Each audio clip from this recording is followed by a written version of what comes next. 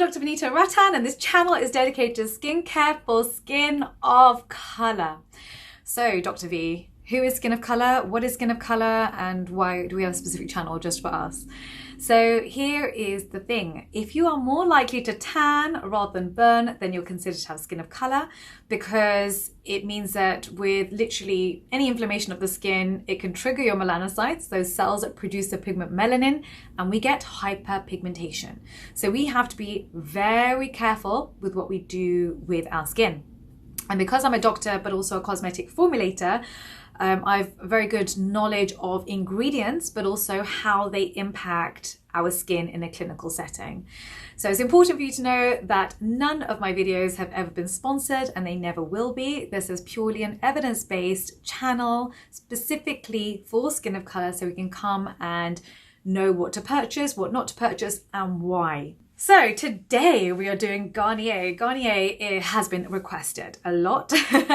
So I do use one of their products, and so actually when I started investigating Garnier, I really assumed I was going to love pretty much all their products, but surprisingly I didn't, and I will be going through why and what I think has happened with Garnier. So if that sounds good to you, please give me a thumbs up.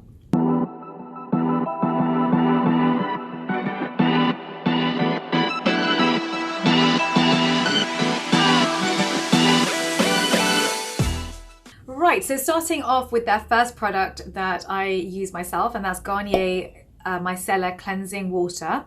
So it's really got a very short ingredients list. It's literally got water, it's got hexylene glycol, which is a surfactant, it's got poloxamer 184, which is also a surfactant, and it's got glycerin in it, which is a humectant. So that just basically holds water in the top layer of skin. So it's a very basic ingredients list, which I love. There's no alcohol, no essential oils, and no fragrance. So this for me is a definite yes, definitely worth buying. Nothing in this is going to irritate your skin. And actually how I like to use this is I love to wear a really dark eyeliner. So it's a very gentle way for me to remove my makeup. So I definitely recommend the Micellar Cleansing Water. The next one is their Tissue Bomb Moisture Bomb Tissue Mask. And I'm just going to tell you straight away, I'm not a fan. They've used alcohol as a solvent. So this is the fourth ingredient, which means it's high up in the inky list, which means there's quite a lot of it. As you know, alcohol basically increases your free radicals in your skin, and it just leads to damage of the skin. It's not a good thing. It leads to aging. This is why we use antioxidant, is to mop up free radicals. So you certainly don't want to put something on the skin that is going to trigger free radicals. So you would always avoid any drying alcohols. And I know a lot of you are going to ask me, Dr. V, so how do I know which one's a drying alcohol and which is a good fatty emollient alcohol? I've already made this video for you. So make sure you head over and watch my alcohols and skincare, good and bad alcohols, so you know which ones you want in your inky list and which ones you want to avoid. Here they've also got P-anisecin in it, which is a masking agent. They've also got limonene and perfume, which are also fragrances. And as we know, fragrance is the #1 cause of contact dermatitis. That's right. I'm just assuming you've watched lots of videos at this point. So it's also a co-sensitizer. So this basically means that when you wear it, you become sensitized to other ingredients in that particular product that you weren't previously sensitive to. And the other problem with fragrance is it leads to delayed reactions. So you may wear something for years and then suddenly it starts irritating you and you think, well, I've been wearing that product for so long, why suddenly have I become irritated? And this is a reason, it's because of delayed reaction that can happen with fragrance. So in my personal opinion, there should be no fragrance in any product ever. And in fact, in my laboratory, it's literally, you know, if you go to the ingredients room, you'll have all your different ingredients, your actives, your fatty alcohols, etc. But there's no fragrance section in my ingredients room, and that's really important, because the problem is as a formulator, when you buy an ingredient, you're not allowed to just buy 1 kg. You know, you tend to buy 50 kg. And so these are massive drums, you know, like you could fit your whole body into a 50 kg drum. And so then guess what? That ingredient gets put into everything. And so it's just not a good idea to purchase fragrance as a formulator, full stop. So in my opinion, I'm not a fan of this particular product. So the next product was, oh gosh, this is the 3-in-1 Clay Pure Active. I feel bad saying this, but honestly, it's a terrible product. I mean, it's meant for oily skin, okay? So then they added carrageenan, which is comedogenic.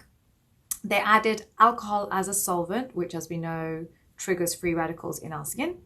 They've got the pigment CI42090, which is very high on the irritant scale. Now, don't forget, oily, acne-prone skin is already inflamed. It's already sensitive. They use skin sensitizers, yay! So they got eucalyptus, limonene, linalool, menthol. Like, they literally went to town on this product. And then the one ingredient that they needed, which was salicylic acid, the only good ingredient in this product, by the way, they put in at less than 1%. So it's not even very effective. So I would just, this is terrible. Like, who formulated this? Oh gosh. Okay, so I'm sorry, I wouldn't buy this product. The next product is their charcoal anti-blackhead mask. So the second ingredient here is denatured alcohol. As you know, I'm not a fan. The positive here is that they've got salicylic acid and charcoal in it, but they just need to find a better solvent, because alcohol, they've used alcohol basically as a solvent here. They could have used a solvent which isn't going to trigger free radicals in your skin, which is really important, especially in a product like this where you're dealing with inflamed skin. And they also added perfume. I do believe that with not just this channel, but other channels that are educating on skincare, the more we talk about fragrance, I predict in the next 12 months, a lot of these same products are going to be fragrance free. I also know myself that the CEOs of these companies and the formulators will contact me for my opinion, and you know what my opinion is. So I do predict it will change, but I'm talking about right this second. This particular product has perfume in it, so I would avoid. Right, so the next product is their Simply Essentials 2-in-1 Makeup Remover. So it's actually a decent makeup remover. It's got a lot of good emollients in it. So it's got cyclopentasiloxane in it. It's got isohexadecane in it, panthenol in it. It's also got Rosa centifolia in it. So I think I maybe just avoid this if you've got oily, acne-prone skin, because it's also got isopropyl palmitate in it. So if you've got normal skin or dry skin, then I would purchase this product. And I love to tell you when I like a product to buy, because it's so rare. So go and buy that one. The next product is their gel wash for combination skin, and I like it. I'm so happy. So the positive here, it's got glycerin in it, which is a moisturizer. It's got gentle surfactants in it. So it's got coca betaine in it, and it's got sodium lauryl sulfate. So not sodium lauryl sulfate, which we want to avoid. Sodium lauryl sulfate is very gentle on the skin. It's got no alcohol, no perfume, no essential oils. So this one is Dr. V approved. Okay, so I know a lot of you have asked me to review their masks, and honestly, I looked at them and I wouldn't recommend any of them. I did struggle actually to find these 3 products that I liked. 80% of the products of this brand I didn't like, but I didn't want to make the video too negative and actually give you something positive to go and purchase. So I think it's important just to throw that out there. I honestly thought this would be a Dr. V approved brand. I think I fell for the psychology that I like their micellar water, so I extrapolated that I would like everything. It's only until I investigated that I realized this is not the case, and I feel like whoever formulated the micellar water is not the same person who formulated their other products. Usually you have a signature that runs through your formulations, but this feels like 2 completely different personalities, 2 different people. Yeah, so I hope that this is, you know, a bit more balanced, and, you know, you understand what I'm basically trying to say and you can read between the lines, but those are the products that I would buy, and I'd probably just avoid everything else. Please do download your free guide. The link is down below. Please write down your comments. Let's have a discussion. I'm in the comment section for 1 hour at the launch of every single video. So please make sure you're there so I can try and answer as many questions as I can. and also help each other, because I feel like so many of you now have watched so many of my videos that actually you guys can answer each other's questions.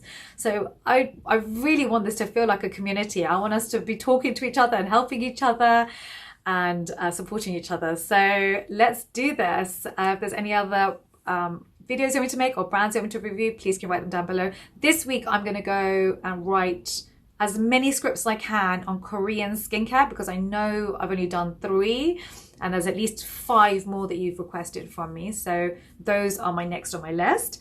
And I have been asked to review some Indian brands as well, which I will definitely do too. But if there's any problem solving videos you want me to make, please can you write them down below, because I promise it's not just you with that problem. It'll be thousands of people with the same problem. So let's deal with whatever it is. Thank you very much for watching.